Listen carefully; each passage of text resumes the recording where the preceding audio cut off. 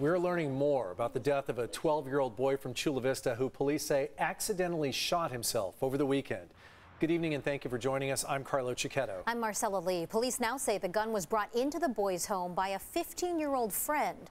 As News 8's David Goffredson reports, where that gun came from remains under investigation. He's just always laughing and constantly making everybody around him feel comfortable. As the parents and four sisters of 12-year-old Max Mendoza continue to mourn his loss, we are learning more about how the boy was able to obtain a loaded gun.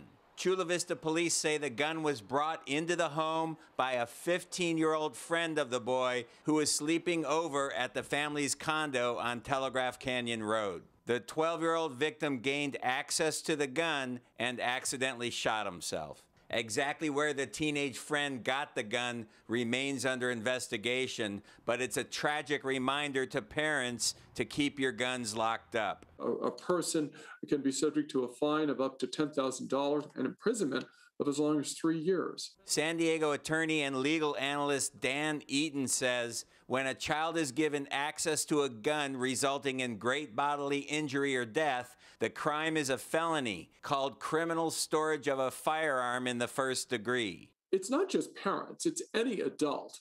If you have a firearm in your home, and it is likely or reasonably likely that a child is going to have access to that firearm, lock it up. Because if you don't, potentially you could face criminal charges. And the gun does not even have to be loaded for criminal charges to be brought.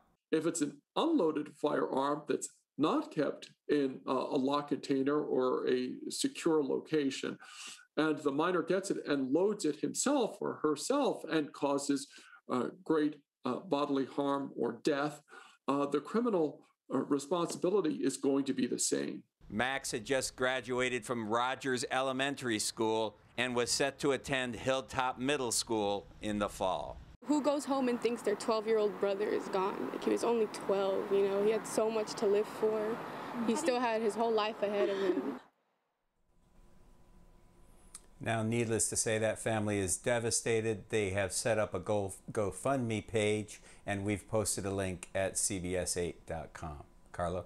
David, this is a tragic story. Nobody wants to hear about this, but as you reported, we still don't know where that gun came from. Are there any indications it was from that teenager's own home, or could that gun have come from someplace else?